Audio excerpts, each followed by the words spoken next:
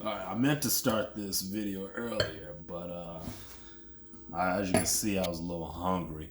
But I just want to just a quick little debate. We're gonna end this once and for all about how you should eat your steak.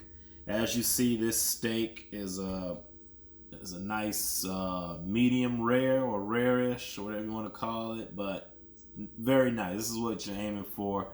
It's got a nice pink center, very soft, and pretty much, yeah, I just been eating a little bit of this. I got some veggies on the side because you gotta have some veggies, of course. But I probably should have got my steak knife. But anyway, so I got my veggies and just some onion and bell pepper. But I do want to. I say this a lot too. You don't want to be eating a well done steak. A well done steak is going to be very dry. It's going to be hard to cut, and you're just not going to have fun eating it at all. I've actually seen a bunch of people attempt to eat a well done steak, and it took them forever. They were out of breath. They were chewing all heavily. They really couldn't talk while eating because you can't do both while you're eating a dry ass piece of leather. And yeah, I don't know. It just looked. They look uncomfortable. They didn't look comfortable. They didn't look cool, calm, and collected. They looked like they were fighting the piece of meat. And you never want to fight the meat. You never want to fight your dinner. The cow's already fought when it was killed. You don't have to fight against the cow again. Especially the dead animal, you lose. Kind of saying, you don't want to beat the dead horse. You don't want to beat the dead cow. So make it easy, and it's actually delicious. Now, a lot of people are concerned. I got me a glass of, I think Zinfandel. Yeah, it's a glass of Zen, or it might be a Cab. I don't know. I forgot. Actually, this is this is a Cab. Yeah, it's a Cab. What was that? I lost what I was gonna say actually.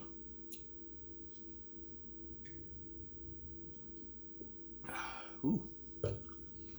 Man, what was I gonna say, doggos?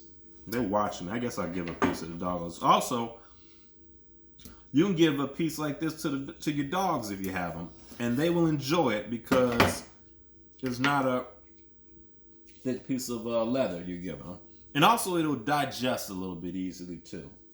So, when it hits your system, it'll break down a little bit fast because if you can imagine, and maybe one day I might do this. I'll put like a steak in like a bowl of Pepsi or whatever the kids are doing, and then I'll put I'll put one of my work boots in the Pepsi, and you'll see which one breaks down or dissolves fast or whatnot.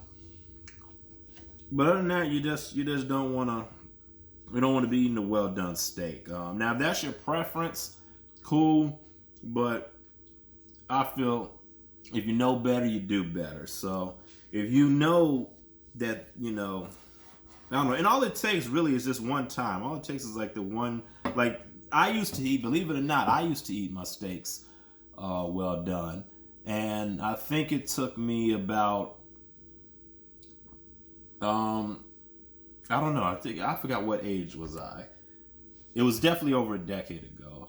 Yeah, I think I was in my 20s and or maybe teens. Well, it was a long time ago. Long time ago. Oh, this is what I was gonna say. So I've been eating steak like this for about 10 years now. So, and a lot of people might say, "Oh, if you eat undercooked meat, you'll get sick. You'll die at a young age. Blah blah blah. It's not healthy." I've been eating steaks like this regularly for years, and I know I'm not the healthiest person, but I'm still alive. So when you eat your steak, and so I first had my non well done steak maybe about a decade ago, and the person that made it for me told me, You eat your steak well done. Okay, how about this? I'll make you a steak medium well, and if you don't like it, I could always cook it more. And just let me know what you think. So that's cool. And you can't really win. You can't really lose with that. So that's what I do with people to this day. If you like your boot leather steak, cool. What I would do is I would cook you a steak, and I'll cook it medium well. And what I usually do is I'll cut them a piece of my steak and then give them their medium well steak.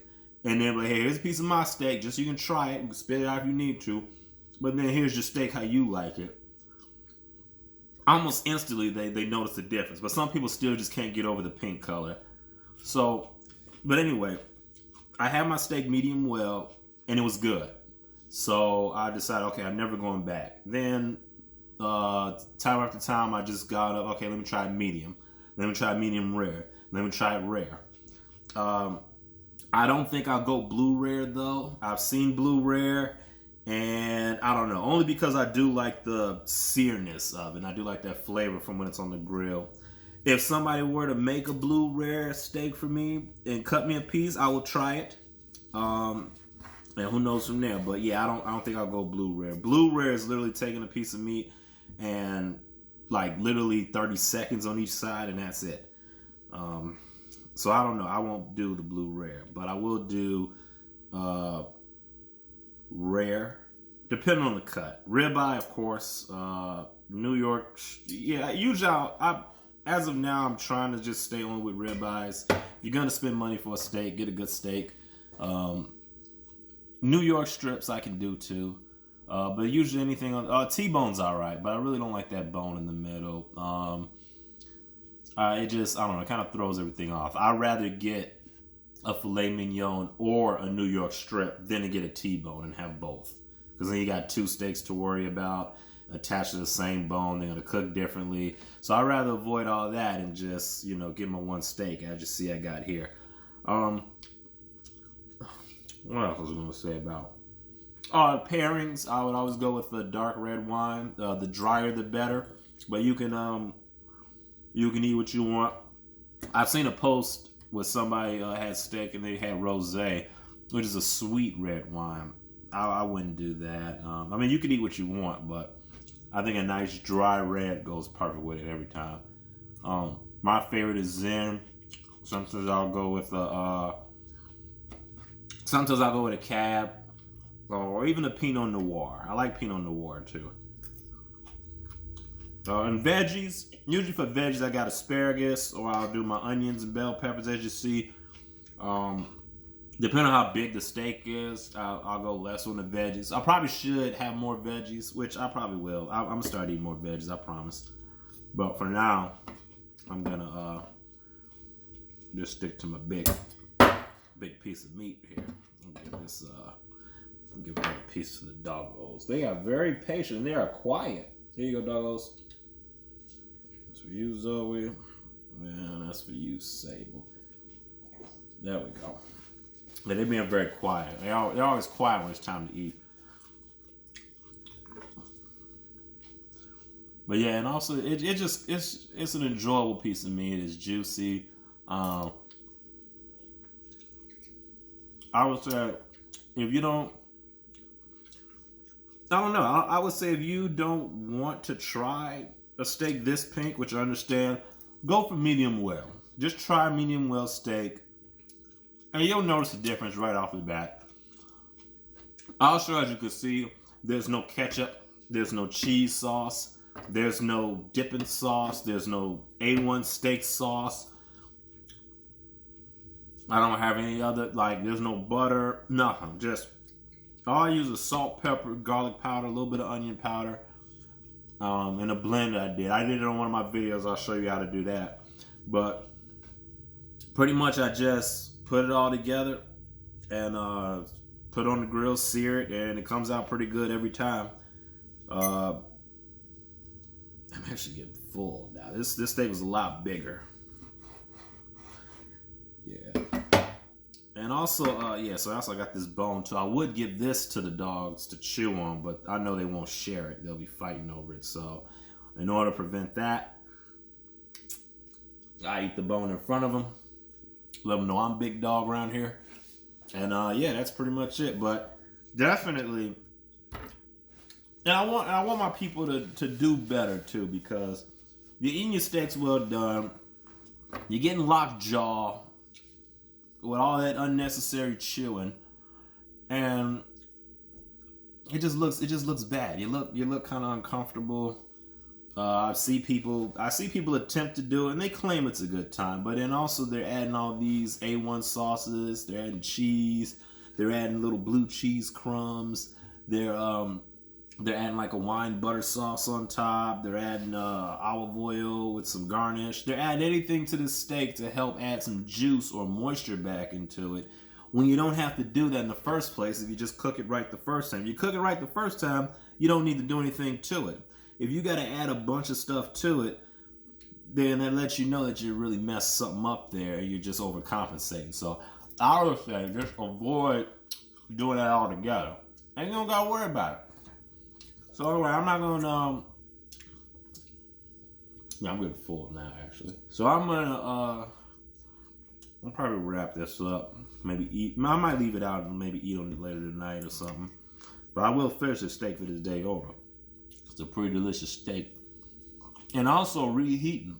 If I gotta, let's say I gotta take this steak to work and reheat it. If I recook this, it'll probably go down to like a medium-ish. But it's still gonna be juicy. If we take a well-done steak and heat it up the next day for work, you just made beef jerky. So to avoid that, you know, you can always cook your steak longer. So you can try a piece like this. If you don't like it, throw it on the grill a little bit more. Also, a trick that I usually do for people that don't, and these are for the people that have had a steak this rare before, but they just don't like the color. A lot of people just can't get over the color. So what I do is, I know they like it. They can't get over the color. I'll just cut a piece really thin and then just slide it across the grill again, and that'll brown it instantly. It won't cook it, but it'll at least get some of that color on there, or even on a plate. Like if it's a lot of steak juice on a plate, just rub it around on the plate. So it's still cooked medium, but it's that darker color. So this is maybe more of a color they're used to seeing. And then you can feed them that, and then they'll like that. Then eventually, once the charades is gone, they'll eventually admit they like it. This is pretty much how to convert those the strong jaw tribe people, because you know. And don't try to reason with them. You can't reason with them because all their muscles have been taken up for chewing. All their brain cells have been used for chewing, so they can't really think for themselves. So you kind of got to spoon feed. You gotta lead them into it a little bit. Don't just you know, trick them all at once. You got to slowly bait them into it. And yeah, that's it for today's episode of Vic Talk. Thank you for tuning in.